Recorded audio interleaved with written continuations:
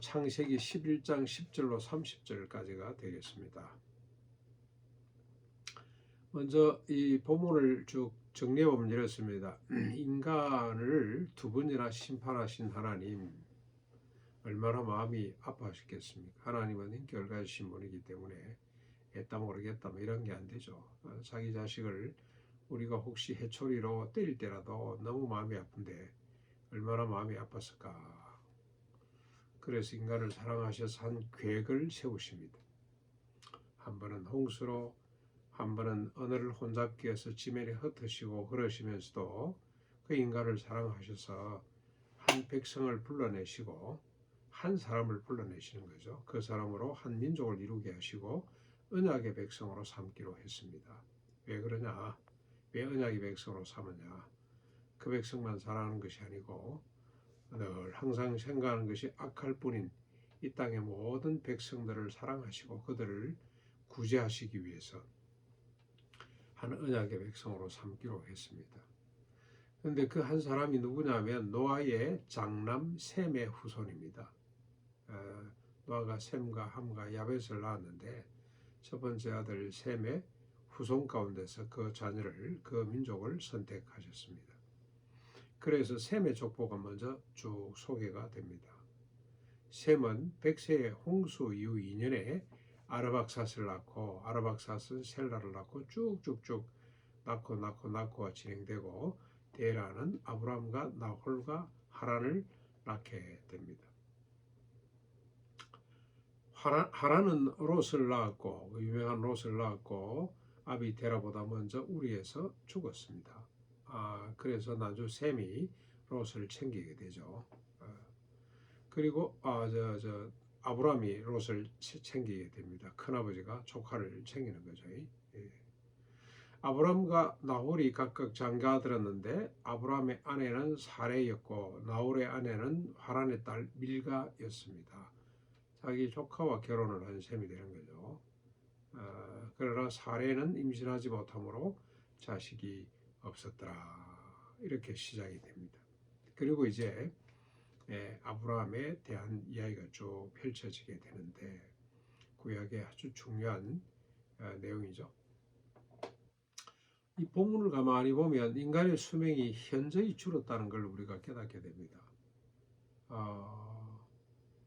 홍수 이전에는 900살, 800살이 보통인데 홍수 이후에는 200살, 100살로 자꾸 줄어들었습니다. 아주 한 반토막도 아니고 한 5분의 1, 4분의 1 수준으로 확 줄었다는 건 아무리 생각해도 홍수와 지면에 흩어진 것의 여파가 아닌가, 그런 영향이 아닌가, 그런 생각을 하게 됩니다. 하나님이 또 홍수를 지면하시면서 그렇게 또 선언을 하셨습니다. 이제 짐승을 먹을 수 있도록 육식을 허용하면서 나이가 줄어들 것이라고 말씀한 그대로입니다. 이제 아브라함은 나중에 이제 아브라함이 됩니다만은 셈의 후손이고 셈은 노아의 후손이고 노아는 셋, 아벨 대신에 태어난 셋의 후손이고 셋은 아담의 후손이고 아담은 하나님의 후손이죠. 하나님의 계보를 잇는 사람이 아브라함입니다. 그나마 하나님이 아브라함을 선택하신 이유가 되겠습니다. 하나님이 왜 굳이 아브라함을 선택하셨을까? 아브라함에게 뭐 특이한 점이 있었나? 그런 생각을 할 수 있는데 이 뭐 쭉 보면 결국 아담의 후손이고 셋의 후손이고 그리고 노아로 홍수를 지멸할 때 하나님이 그래도 은혜를 베푸셔서 어렵다고 하신 노아의 후손이고 노아는 세 아들이 있었는데 그 중에 좀 경건했던 셈의 후손이고 이 셈의 후손 가운데 아브라함이 선택된 것이 아닌가. 그나마 하나님을 경외한 사람의 혈통 가운데서 하나님이 일방적으로 선택을 하시는 거죠. 굳이 우리가 이유를 따지자면 조금은 경건한 사람이었을 것 같다 하는 생각을 하게 됩니다. 그러나 하나님의 선택에는 무슨 인간적인 어떤 자질이나 어떤 괴 무슨 경건의 수준 그걸로 선택하는 것이 아니라 하나님 일방적으로 선택을 하시지만 그래도 경건한 무리 가운데서 하나님이 선택을 하셨다. 그렇게 볼 수가 있습니다. 왜 그러냐면 아브라함 기사를 쭉 보면 아브라함이 믿음이 그렇게 좋은 사람이 아니었어요. 하나님을 경험하면서 하나님의 언약 가운데 억지로 살아가면서 하나님을 깨닫게 되고 하나님을 깨닫는 것만큼 그가 믿음의 사람으로 변하는 걸 보게 됩니다.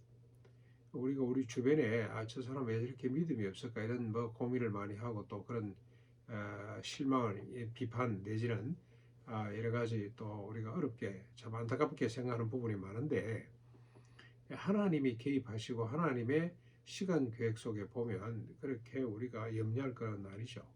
언젠가는 때가 되면 하나님이 그를 믿음의 사람으로 바꾸는 것을 우리가 많이 보게 됩니다. 그래서 우리가 켈빈주의죠. 이 개혁주의 전통에는 하나님의 선택 교리가 아주 중요한 핵심 교리 가운데 하나죠. 하나님이 선택하시고 하나님께서 믿음의 사람으로 빚어가신다는 겁니다. 아브라함 역사를 통해서 우리가 아브라함의 계보를 통해서 우리가 확인할 수가 있습니다.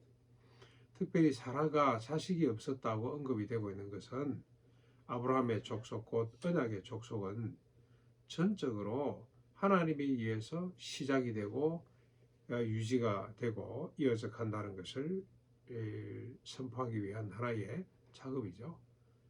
사례가 자식이 없었어요. 그런데 하나님이 주시는 거죠.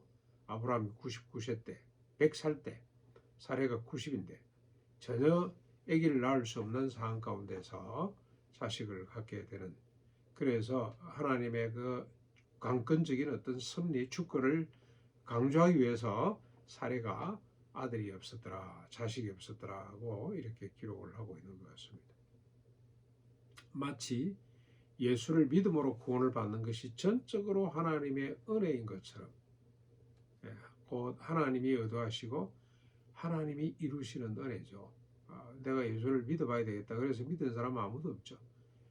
일방적으로 하나님께서 불러내시고 은혜를 주셔서 우리에게 믿음이 생기게 하시고 또 그 믿음 때문에 우리를 의롭다고 인정해 주시는 하나님의 구원과 많이 닮아 있습니다.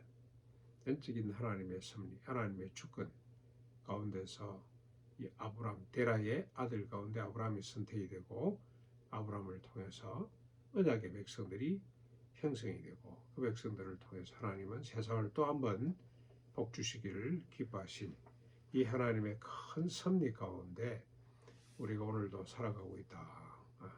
내가 구원받은 것은 하나님의 전적인 은혜로 감사해야 되죠. 그걸로 끝내지 말고 은혜를 베푸신 이유, 하나님이 아브라함을 언약의 백성으로 불러내신 이유가 있는 것처럼 우리도 우리에게 구원의 은혜를 베푸신 이유를 묻는 거죠. 이유. 하나님을 참여하고 선한 일에 힘쓰는 일을 위해서 우리가 구원받았다는 사실을 깨닫고 감사하면서 순종하는 오늘 하루가 될 수 있기를 바랍니다.